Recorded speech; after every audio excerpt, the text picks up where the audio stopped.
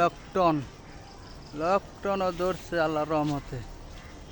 একবারে গাছটা বোঝায় জুমনি জুমনি লকটন।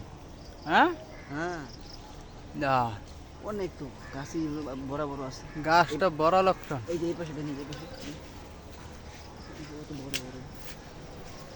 এটা এই যে এই দিকে এনে 1 কেজির উপরে খালি এতটুকু ধরায়। এদিকে আছে বাচ্চা নাই না বাড়তে। এই যে এইদিকে প্রচুর লকটন খালি লকটন। না হাতের লগে ঝুলে দিছে। হ্যাঁ এইবারে মনে বড় ভাই এদিকে এইবারে মনে সর্বোচ্চ লকটন ধরছে। আমি তো এর আগে পরে দেখি না এই গাছটা। না দেখলি কি হবো, খেয়াল করি না, খেয়াল করি না। লকটন এটা পাকছে নাকি?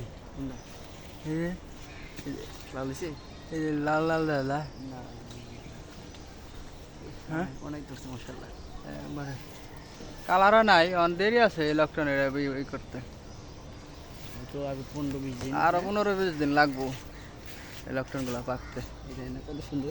ঘাস তো ছোট গাছ অনেকগুলো ধরছে। এই জল রঙের মতো উপরে আছে দেখো, উপরেগুলো আরো হালকা, অনেক। উপরেগুলো হালকা একটা কালার আছে।